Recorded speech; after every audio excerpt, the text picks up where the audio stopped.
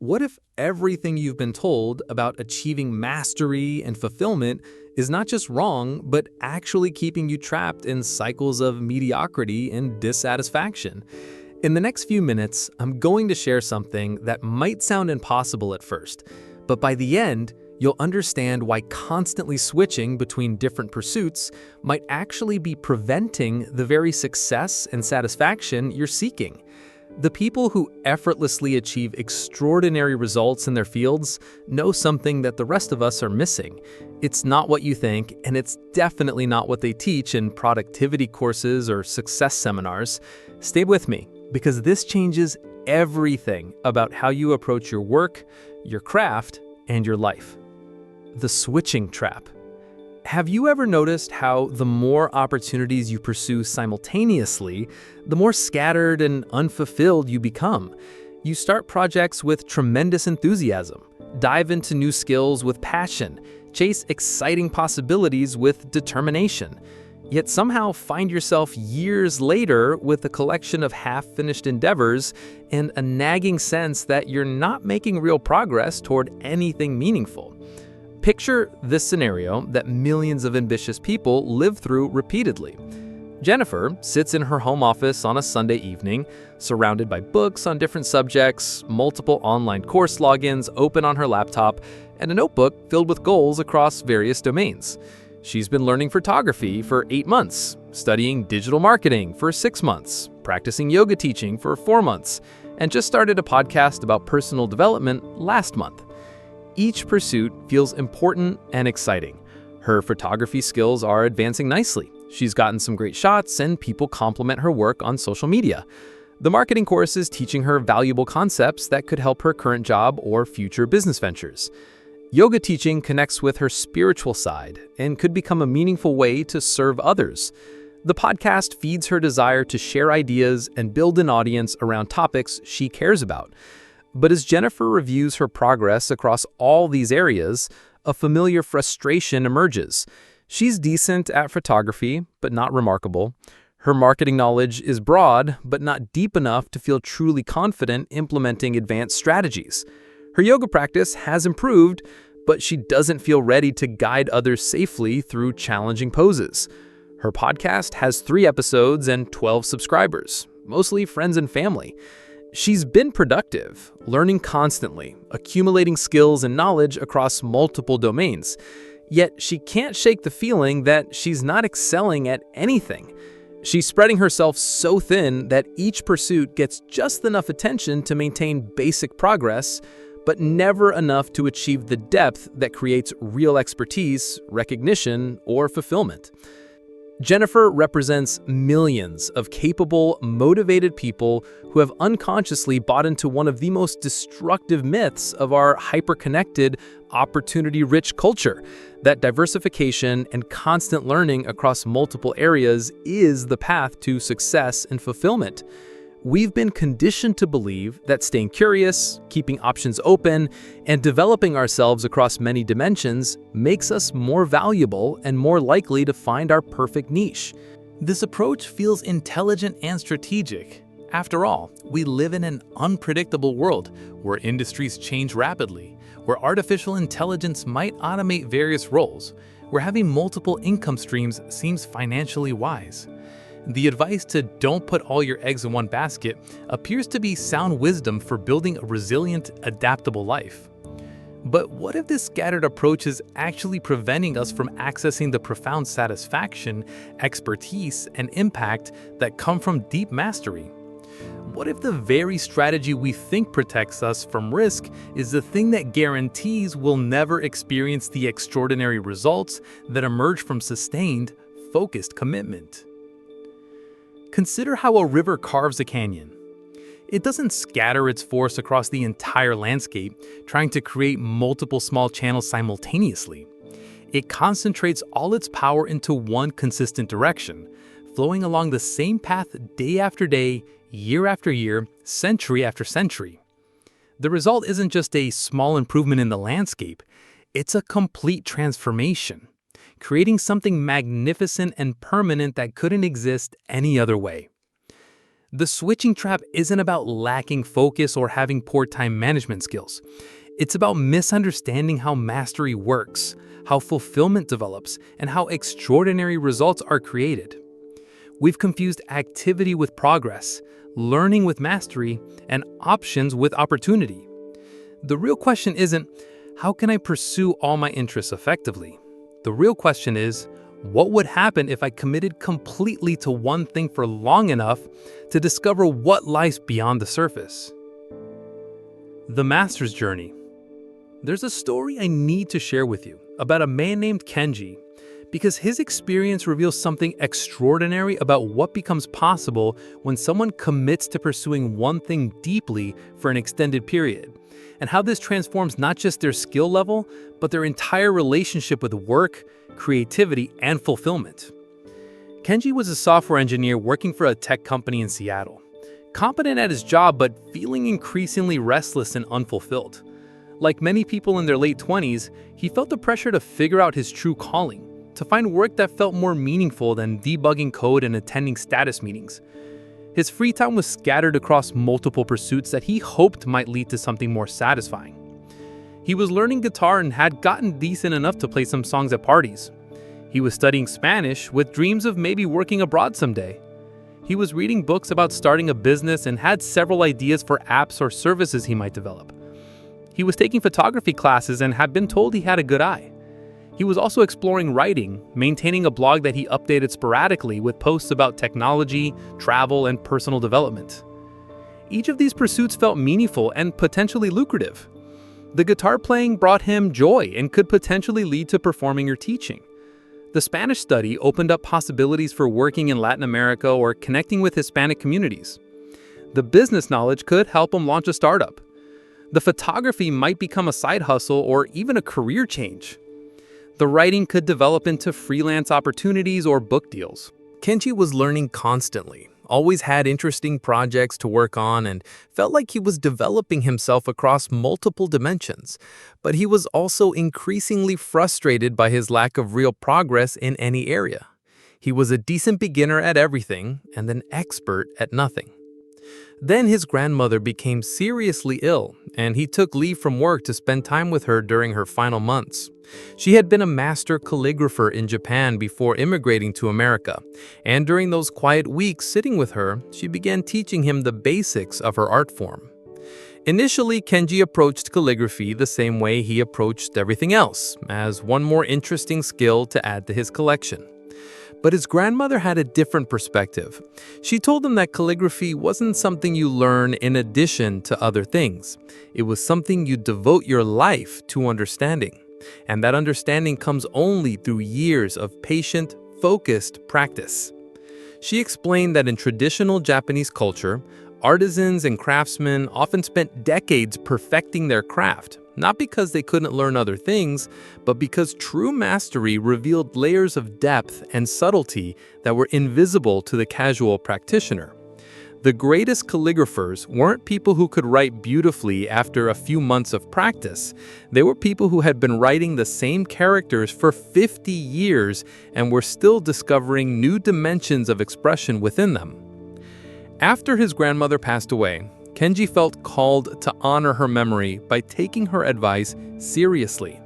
Instead of adding calligraphy to his list of ongoing pursuits, he made a radical decision. He would commit to practicing calligraphy every day for 5 years, treating it not as a hobby, but as his primary creative and spiritual practice. This meant letting go of the guitar lessons, pausing his Spanish study, putting his business ideas on hold, storing his camera equipment, and stopping his sporadic blogging. His friends thought he was making a mistake, giving up all his diverse interests to focus on something so traditional and seemingly unmarketable. But Kenji had become curious about something his grandmother had hinted at. What lay beyond the surface level of any practice? What became available when you stopped trying to learn many things adequately and started trying to understand one thing deeply? The first year was humbling, Despite daily practice, his progress felt slow compared to the rapid skill acquisition he was used to experiencing when starting new activities. There were no quick wins, no immediate gratification from mastering basic techniques, just the repetitive practice of fundamental strokes, character by character, day after day. But gradually, something shifted. Around the 18-month mark, Kenji began to notice subtleties in brush pressure, ink flow, and character proportion that had been completely invisible when he started. He wasn't just copying characters anymore, he was beginning to feel the energy and intention behind each stroke. By the third year, his practice had become a form of moving meditation. The act of writing had transformed from something he did to something he was. His relationship with time changed. Hours could pass without him noticing, yet he felt more present and aware than ever before. His general anxiety decreased, his focus in other areas of life improved, and he found himself naturally more patient and thoughtful in his interactions with others. But the most remarkable transformation happened in the 4th and 5th years. Kenji's calligraphy began developing a distinctive style that reflected his unique personality and cultural background. Teachers and other practitioners started seeking him out, not just for his technical skill, but for the depth of understanding and presence he brought to the practice. More surprisingly, his commitment to calligraphy had unexpected benefits in his professional life. The patience, attention to detail, and aesthetic sensitivity he had developed made him a more thoughtful and creative programmer. He found elegant solutions to complex problems that his more scattered colleagues missed. His ability to focus deeply for extended periods made him incredibly productive when he needed to be. By the end of 5 years, Kenji had not only become an accomplished calligrapher, but had also discovered something profound about the nature of mastery, fulfillment, and human potential. He realized that the depth and satisfaction he had found weren't unique to calligraphy. They were available in any domain when approached with sufficient commitment and patience. This experience taught him that true expertise isn't just about accumulating skills or knowledge. It's about developing a quality of attention and engagement that transforms both the practitioner and the practice itself. When you commit to something deeply enough, for long enough, that pursuit begins to transform your entire way of being in the world, developing capacities and insights that benefit every aspect of your life. This isn't abstract philosophy or spiritual theory. This is the most practical principle you'll ever encounter. Because once you understand how depth works, the entire question of how to spend your time and energy transforms. Instead of asking, "What should I learn next?" you start asking, "What deserves my complete commitment?" Instead of optimizing for breadth, you start optimizing for depth. Most of us have this completely backwards. We think mastery is something we achieve through accumulating enough practice hours, techniques, or knowledge in a particular domain. We treat expertise like a destination we reach after checking off sufficient requirements. But what if mastery is actually a quality of engagement that develops naturally when we stop trying to get somewhere else and start being fully present with what we're doing right now? When you commit to one thing for 5 years, 3 profound shifts happen that are impossible to experience through scattered pursuits. First, you move beyond the plateau of casual competence into the realm of genuine expertise. Every skill has an initial learning curve where progress feels rapid and exciting, followed by a plateau where improvement becomes less obvious and more subtle. Most people interpret this plateau as a sign that they've learned what there is to learn, or that they don't have natural talent for this particular area. They get bored and move on to something else where they can experience the rush of initial progress again. But the plateau isn't the end of learning, it's where real learning begins. Beyond the plateau lies territory that can only be accessed through sustained commitment and patient exploration. This is where the genuine insights live, where the subtle distinctions become apparent, where the deep principles reveal themselves. You can't think your way into this territory or rush your way through it. You can only arrive there by showing up consistently, day after day, year after year. Second, you develop what we might call craft consciousness, a quality of attention and presence that transforms how you approach everything in your life. When you spend years focused on one pursuit, you naturally develop extraordinary powers of concentration, patience, and discernment. You learn to notice subtle differences that others miss, to persist through challenges that would stop less committed people, to find satisfaction in the process rather than just the outcomes. These aren't just skills related to your specific practice. They're fundamental human capacities that transfer to every domain. Someone who has spent 5 years mastering woodworking develops a quality of patience and attention to detail that makes them better at relationships, parenting, and problem-solving. Someone who is committed deeply to learning a musical instrument develops a sensitivity to rhythm, harmony, and timing that enhances their communication and leadership abilities. The 5 foundations. When you understand achievement as depth rather than breadth, 5 natural foundations emerge that support sustained commitment and enable the profound transformation that comes from focusing on one thing for an extended period. These aren't techniques to master or steps to follow in sequence, but organic principles that arise naturally when you stop trying to do everything and start committing completely to something specific. Foundation 1. Sacred selection. The journey of deep commitment begins with choosing something worthy of your sustained attention and energy. This isn't about finding your passion or discovering your life purpose through analysis and self-reflection. It's about recognizing what calls to you strongly enough that you're willing to explore it deeply, even when the initial excitement fades and the real work begins. Sacred selection means choosing based on resonance rather than potential outcomes. You're not trying to predict which pursuit will be most profitable, impressive, or strategically advantageous. You're tuning into what genuinely interests you enough that you can imagine showing up to practice it even on days when you don't feel motivated. For Kenji, calligraphy wasn't an obvious career choice or a practical skill that would enhance his resume. It was something that touched him deeply during a meaningful time with his grandmother. Something that felt worth exploring regardless of where it might lead. The selection felt sacred, not because it was obviously the right choice, but because it emerged from a place of genuine reverence and curiosity.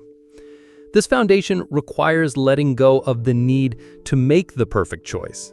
There is no perfect choice. There are only choices made with commitment and choices made with reservation. A committed choice becomes perfect through the quality of attention and energy you bring to it, not through its inherent superiority to other options. Many people struggle with sacred selection because they're afraid of missing out on other possibilities or making the wrong decision. But this fear is based on a misunderstanding of how opportunity works. Real opportunities don't come from keeping all doors open. They come from walking through one door completely and discovering what's on the other side. When you select something as worthy of your sustained commitment, you're not just choosing an activity. You're choosing to become the kind of person who can commit deeply to something. This quality of being is far more valuable than any specific skill or achievement. Foundation 2. Process devotion. True commitment means falling in love with the process rather than being attached to specific outcomes. This is perhaps the most challenging foundation for people conditioned to measure progress through external achievements and recognition. Process devotion means finding satisfaction in the daily practice itself, not just in the results that practice produces. When Kenji committed to calligraphy, he had to release his expectations about what he would achieve and instead focus on showing up to practice consistently. Some days his work was beautiful and inspiring. Other days it felt clumsy and frustrating. But he learned to find meaning in the act of practicing rather than in the quality of what he produced. This doesn't mean you stop caring about improvement or excellence. It means you understand that the best outcomes arise naturally when you're fully present with the process. When you're obsessed with results, you're never quite here with what you're doing right now.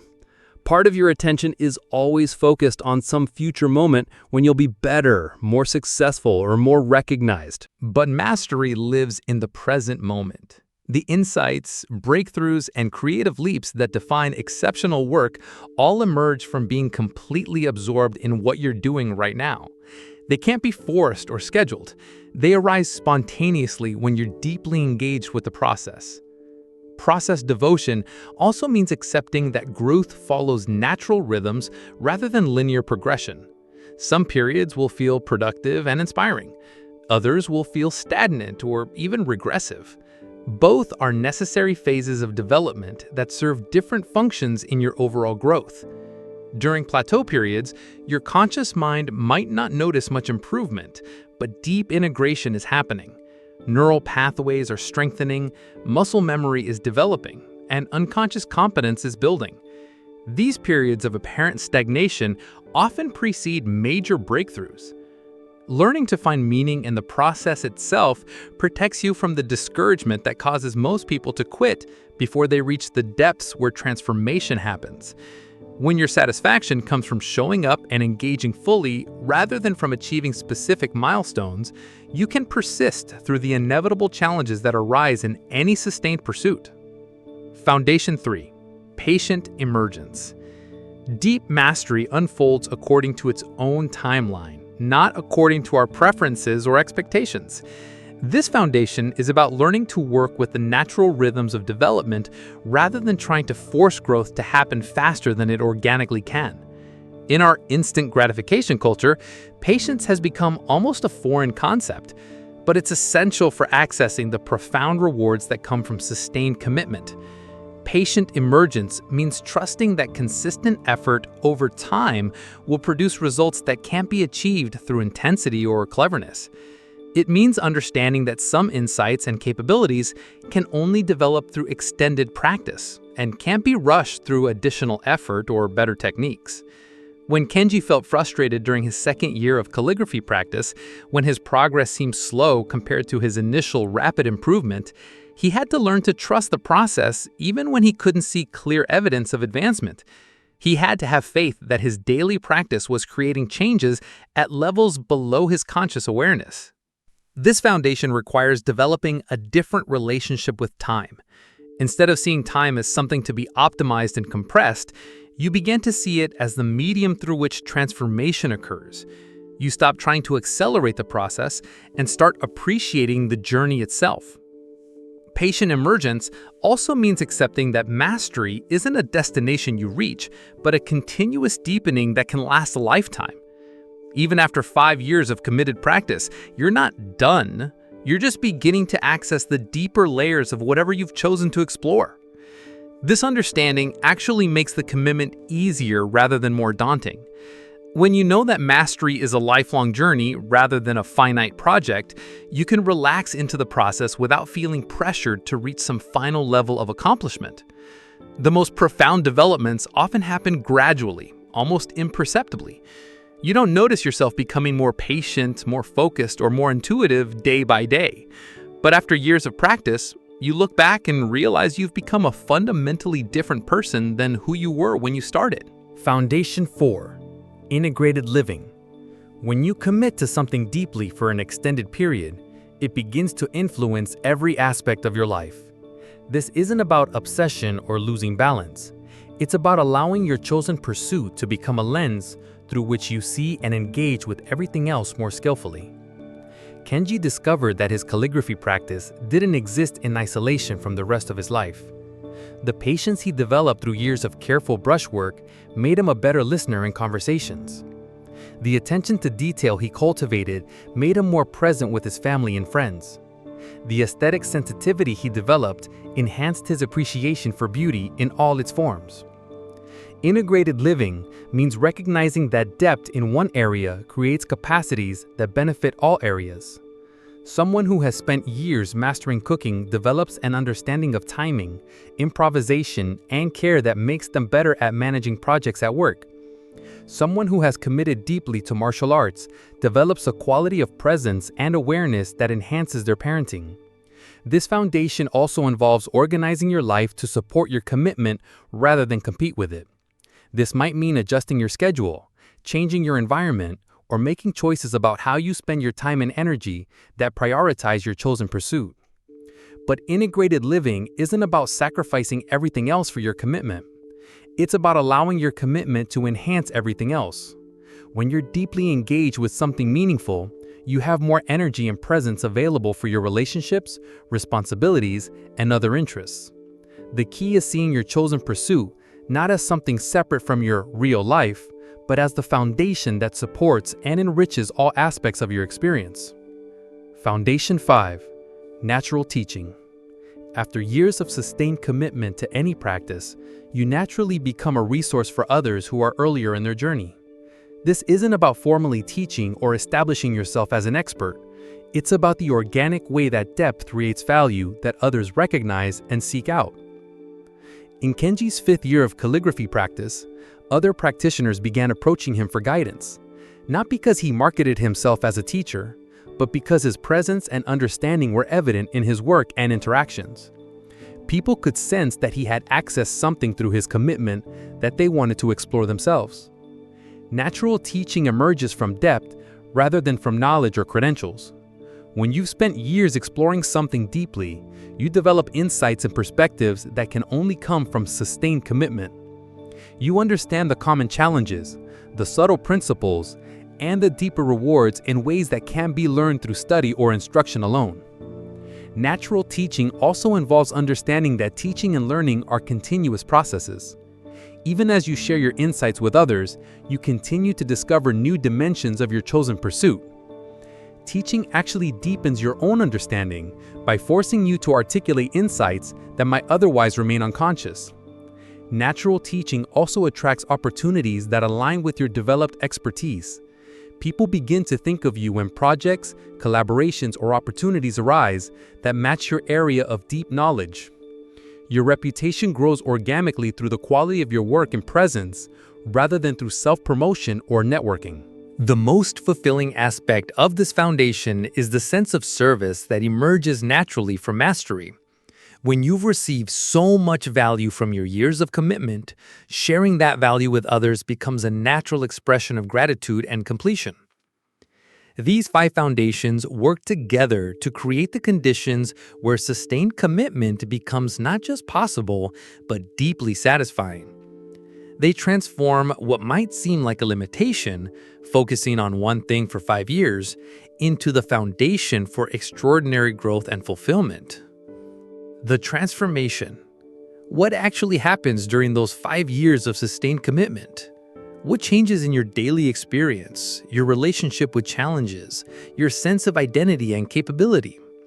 Understanding this transformation process helps you appreciate why the commitment is worthwhile and prepares you for the journey ahead.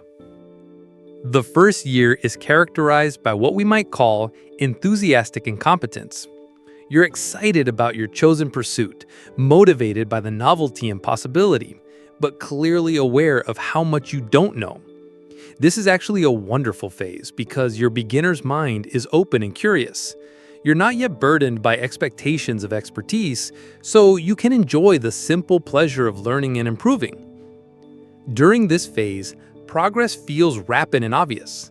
Basic techniques that seemed impossible when you started become natural. You can see clear improvements in your skills from week to week. This rapid advancement feeds your motivation and confirms that you made a good choice in committing to this particular pursuit. But the first year also brings the initial challenges to your commitment. The novelty begins to wear off. You encounter obstacles that can't be solved through enthusiasm alone. You start to realize that mastery will require more patience and persistence than you initially imagined. This is where many people quit and move on to something else that promises faster gratification. The second year often brings what we might call the Great Plateau. Your rapid initial improvement slows dramatically. You're no longer a complete beginner, but you're also clearly not advanced. Progress becomes more subtle and less obvious. This is one of the most challenging phases because it tests your commitment when the rewards aren't immediately apparent. Many people interpret this plateau as evidence that they've learned what there is to learn, or that they don't have natural talent for this area. They become bored or frustrated and start looking for new challenges where they can experience that rush of rapid initial progress again. But for those who persist through the plateau, something magical begins to happen in the third year. You start to notice subtleties that were completely invisible when you were focused on basic competence. Your understanding deepens from knowing what to do to understanding why it works. You begin to develop intuition and feel for your chosen pursuit that goes beyond conscious technique. This is when practice becomes meditated. Hours can pass without you noticing because you're so absorbed in what you're doing. The activity becomes intrinsically satisfying rather than just a means to an end. You start to understand why masters speak of their craft with such reverence and devotion. The fourth year brings what we might call conscious competence emergence. You're not just following instructions or copying techniques anymore. You're beginning to make creative choices based on your developed understanding. Your personality and unique perspective start to express themselves through your chosen medium. This is when other people begin to notice something special about your work or presence.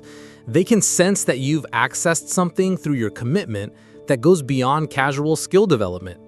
You become someone that others seek out for advice, collaboration, or simply to experience the quality of attention and expertise you've developed.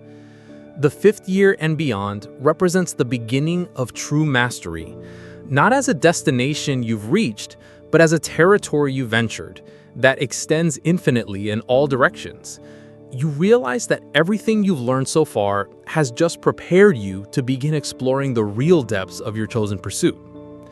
By this point, your commitment has transformed you as a person. The patience, focus, creativity, and wisdom you've developed through sustained engagement with one thing naturally enhance every aspect of your life. You've become someone who can commit deeply to what matters, who can persist through challenges, who can find satisfaction in process rather than just outcomes. Perhaps most importantly, you've discovered that fulfillment doesn't come from achieving specific goals or accumulating experiences. It comes from the quality of engagement you bring to whatever you're doing. This understanding transforms your relationship with everything else in your life. The transformation isn't just about becoming skilled at your chosen pursuit. It's about becoming the kind of person who can develop mastery in any domain. Someone with the patience to persist through plateaus, the wisdom to trust natural timing, the presence to find meaning in process, and the confidence that comes from having seen what's possible through sustained commitment. This is why choosing one thing for 5 years isn't limiting, it's liberating. It frees you from the exhausting cycle of constantly starting over, from the anxiety of keeping all options open, from the frustration of remaining forever at the surface level of multiple pursuits. When you've experienced the profound satisfaction that comes from deep commitment, you understand that true freedom isn't having unlimited choices. It's having the capacity to choose something meaningful and explore it completely. The ripple effect. When you commit to one thing for 5 years, the transformation extends far beyond your individual development. Your journey creates ripples that touch everyone around you in ways both subtle and profound, demonstrating the power of depth and dedication in a culture obsessed with breadth and options. People notice when someone stops scattered pursuit and commits completely to something meaningful. There's a quality of presence, focus, and genuine expertise that's unmistakable and naturally inspiring. Not because you're trying to impress anyone, because authentic mastery always creates a magnetic field that draws others toward their own potential for deep engagement. During Kenji's journey with calligraphy, his friends initially thought he was making a mistake by giving up his diverse interests. But as the years progressed, they began to see something in him that they recognized they wanted for themselves. A sense of groundedness, purpose, and genuine satisfaction that seemed to be missing from their own scattered pursuits. His commitment gave others permission to stop trying to do everything and start exploring what it might feel like to choose something and go deep with it. Several friends made their own 5-year commitments after witnessing his transformation, one to woodworking, another to learning violin, another to studying psychology in depth. In families, this ripple effect can transform generational patterns of scattered energy and constant seeking. When a parent demonstrates dissatisfaction that comes from sustained commitment, children naturally develop different relationships with learning and achievement. They see that fulfillment comes from depth rather than breadth, from patience rather than instant gratification. Children who grow up around adults who have made deep commitments develop stronger attention spans, greater persistence through challenges, and more appreciation for craft and quality. They understand intuitively that excellence requires time and dedication, not just talent or clever shortcuts. In workplaces, people who have developed mastery through sustained personal commitments become invaluable resources. They bring a quality of focus, creativity, and problem-solving ability that can only be developed through years of deep practice. They understand how to persist through challenges, how to see patterns that others miss, and how to maintain high standards under pressure. Leaders who have experienced the transformation that comes from 5-year commitments create organizational cultures that value depth over speed, quality over quantity, and sustainable growth over rapid expansion. They understand that real competitive advantages come from capabilities that can't be quickly copied or automated. The ripple effect extends into entire communities and industries.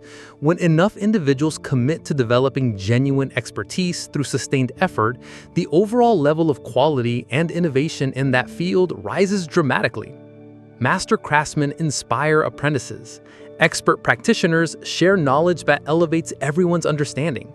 This is how true progress happens. Not through everyone trying to learn everything, but through individuals going deep enough in specific areas to push the boundaries of what's possible, and then sharing their insights with others.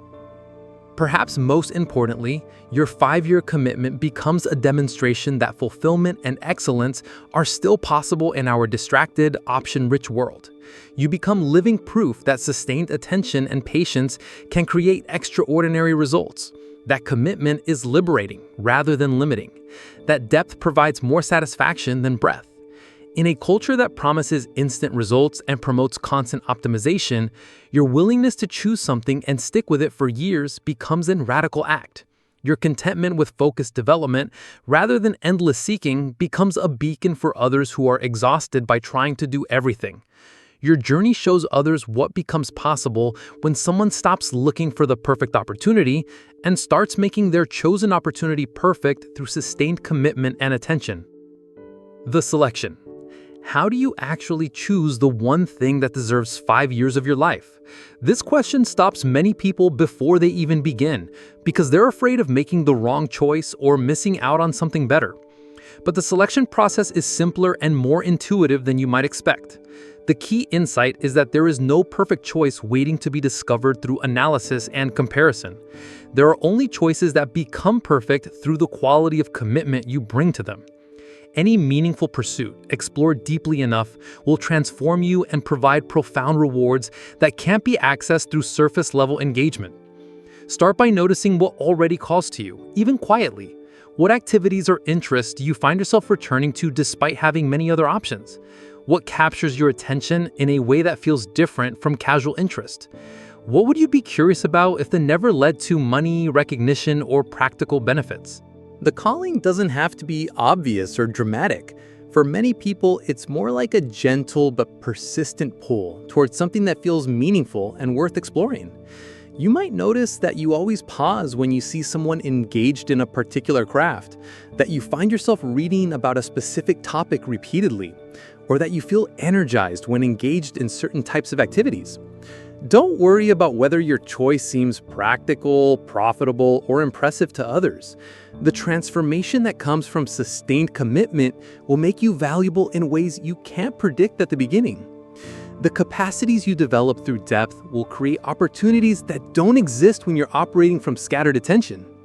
Also, don't worry about whether you have natural talent or prior experience in your chosen area. While some background knowledge or skill can be helpful, it's not necessary for developing mastery through sustained commitment. In fact, starting as a complete beginner can be advantageous because you're not burdened by preconceptions about your limitations. The most important criteria is that your chosen pursuit feels worthy of sustained attention. This worthiness isn't about objective value or social status. It's about personal resonance. Does this feel like something you could imagine practicing even on days when you don't feel motivated? Does it connect with something deeper than casual interest? Once you've identified what calls to you, the next step is making a clear, definitive commitment. This isn't a tentative decision that you'll evaluate periodically and potentially change. It's a sacred vow to yourself that you'll explore this one thing deeply for 5 years, regardless of what else becomes available or how you feel about it on any given day. This level of commitment might feel scary because it means closing doors to other possibilities. But remember that keeping all doors open guarantees you'll never walk completely through any of them. Real opportunity comes from commitment, not from options. Making the commitment also involves practical considerations. How will you structure your life to support sustained practice? When will you engage with your chosen pursuit? What other activities might you need to reduce or eliminate to make space for deep focus? How will you maintain motivation during challenging periods?